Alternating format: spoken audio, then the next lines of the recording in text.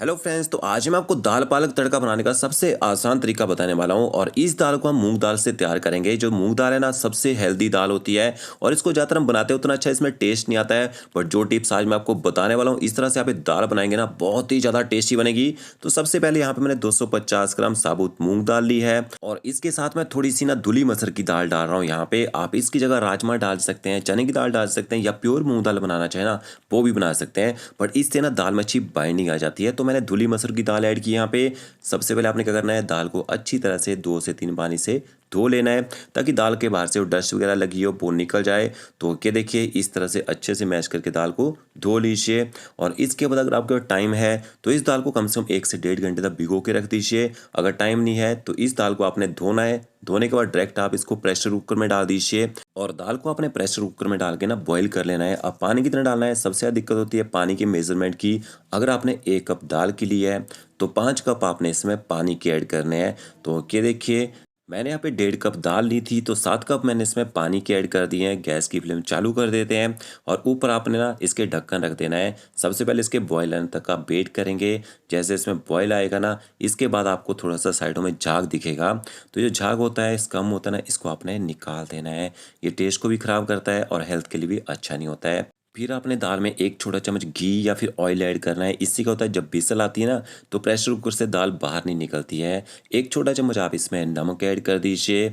10 से 12 आपने लहसुन की कलियाँ ऐड कर देनी है, कच्ची लहसुन की कलियाँ डाल दीजिए।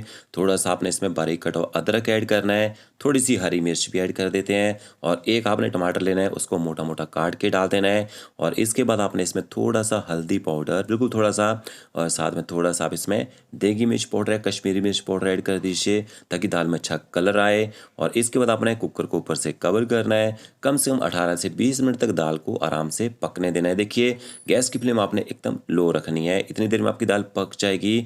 तब तक तड़का तैयार कर लेते हैं। यहाँ मैंने स्टेनलेस स्टील की कढ़ाई ली है। 1 से 1.5 बड़ा चम्मच इसमें ऑयल ऐड करेंगे। जैसे ऑयल थोड़ा सा गर्म हो जाएगा, 1 छोटा चम्मच आपने इसमें साबुत जीरा ऐड करना है। थोड़ी सी आपने इसमें हींग ऐड करनी है, काफ़ी अच्छा फ्लेवर आएगा दाल में हींग से। और जैसे जीरा अच्छे से चटक जाए, इसके बाद आपने एक बड़ा सा प्याज लेना है, उसको बारीक काट के यहाँ पे ऐड कर देना है। और गैस की फ्लेम आप हाई कीजिए और हाई फ्लेम में आपने प्याज को तब तक पकाना है जब तक प्याज का जो कलर है लाइट गोल्डन ब्राउन ना हो जाए। तो देखिए, प्याज का कलर यहाँ पे चेंज हो चुका है। आपने इसमें अदरक लहसुन का पेस्ट ऐड करना है।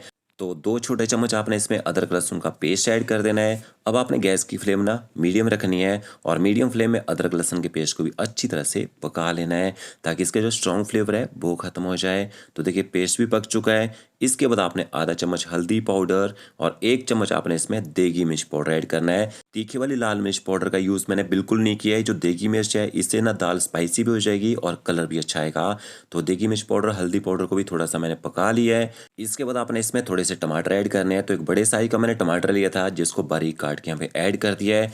टमाटरों को भी प्याज के साथ अच्छी तरह से मिक्स कर लेते हैं और टमाटरों के साथ में थोड़ा सा आपने इसमें पानी ऐड करना है, क्योंकि जो मसाला है ना कढ़ाई के नीचे चिपक रहा है। थोड़ा सा पानी डाल देंगे तो आपकी कढ़ाई में जो मसाला चिपक रहा है वो चिपकेगा नहीं। और टमाटरों को भी आपने अच्छी तरह से पका लेना है, ताकि टमाटरों का खट्टा और कच्चा टेस्ट है वो खत्म हो जाए। आधा चम्मच इसमें नमक ऐड करेंगे। साथ में आपने 1 छोटा चम्मच इसमें धनिया पाउडर, आधा छोटा चम्मच आपने इसमें जीरा पाउडर ऐड करना है। थोड़ी सी आपने इसमें कसूरी मेथी ऐड करनी है। और मसालों को भी टमाटर प्याज के साथ मिक्स कर लेते हैं और मसालों को भी अच्छी तरह से प्याज और टमाटर के साथ पका लेते हैं।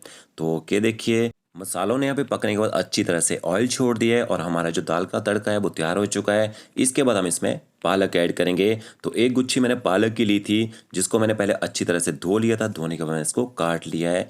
पालक को भी मसालों के साथ अच्छी तरह से मिक्स कर लेते हैं और पालक को आपने ना 4 से 5 मिनट तक पका लेना है, ताकि पालक अच्छी तरह से सॉफ्ट हो जाए और अच्छे से वो पक भी जाए। और 1 गुच्छी से थोड़ा सा पालक बच गया था, इसको मैंने साथ में देखिए यहाँ पे ऐड कर दिया है और इस पालक को भी मिक्स कर लेते हैं।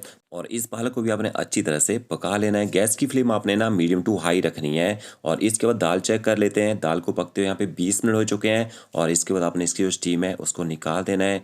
तो ये देखिए, कुकर का ढक्कन यहाँ पे मैंने हटा दिया है और आप देख सकते हैं यहाँ पे हमारी जो दाल है अच्छी तरह से सॉफ्ट हो चुकी है, अच्छे से गल चुकी है। आपने दाल को थोड़ा सा ना मैश कर लेना है, ये देखिए लैडर की सहायता से, ताकि दाल में जो मैंने यहाँ पे साबुत लहसुन यूज़ किया था, जो हमने टमाटर डाले थे मोटे मोटे काट के, वो दाल के साथ अच्छी तरह से मिक्स हो जाएं। और यहाँ पे देखिए, पालक अच्छी तरह से तड़के के साथ पक चुका है और तड़के ने यहाँ पे अच्छी तरह से फिर से ऑयल भी छोड़ दिया है। तो पालक को आपने अच्छे से पकाना है, इसका जो कच्चा टेस्ट है वो नहीं दाल में रहना चाहिए। और इसके बाद जो हमने दाल बॉयल की थी, सारी की सारी दाल यहाँ पे ऐड कर देते हैं। अब आपने गैस की फ्लेम मीडियम रखनी है और मीडियम फ्लेम में आपने दाल को 4 से 5 मिनट तक यहाँ पे पका लेना है, ताकि तड़का और दाल जो है आपस में अच्छी तरह से मिक्स हो जाए। और जैसे जैसे दाल मसालों के साथ पक जाएगी ना, बहुत ही बढ़िया इसमें टेस्ट आएगा। तो ये देखिए दाल अच्छी थिक हो चुकी है। मैंने इसमें टेस्ट किया था, थोड़ा सा नमक कम लग रहा था, तो आधा छोटा चम्मच मैंने इसमें नमक और ऐड कर दिया है और नमक को भी अच्छी तरह से दाल के साथ मिक्स कर लेते हैं। अब मुझे बहुत सारे व्यूअर्स के कमेंट्स आ रहे थे कि दाल में कई बार हमारा नमक ज़्यादा हो जाता है। तो आप कभी भी दाल में नमक डालते हैं ना, पहले आपने कम नमक का यूज़ करना है, लास्ट में आप दाल को टेस्ट कर लीजिए, उस हिसाब से आप नमक को बैलेंस कर सकते हैं। और आधा कप मैंने इसमें गर्म पानी का यूज़ किया है, क्योंकि दाल ज़्यादा ही थिक हो चुकी थी। जैसे दाल पकती जाती है ना, इसमें बहुत ही थिकनेस आती जाती है। तो ये देखिए दाल में बहुत ही ज़बरदस्त टेस्ट आ चुका है। थोड़ा सा आप इसमें बटर डालना चाहें बटर डाल सकते हैं, बारीक कटा हुआ हरा धनिया डालना है लास्ट में ऊपर से, थोड़ा सा आप इसमें गरम मसाला पाउडर डाल दीजिए और सारे इंग्रेडिएंट्स को आपने मिक्स कर देना है दाल के साथ में। तो ये हमारी मूंग दाल पालक तड़का तैयार हो चुकी है। फ्रेंड्स वीडियो अच्छा लगा होगा, लाइक शेयर कमेंट जरूर कीजिएगा। ओके फ्रेंड्स, मिलते हैं नई वीडियो के साथ। Thank you.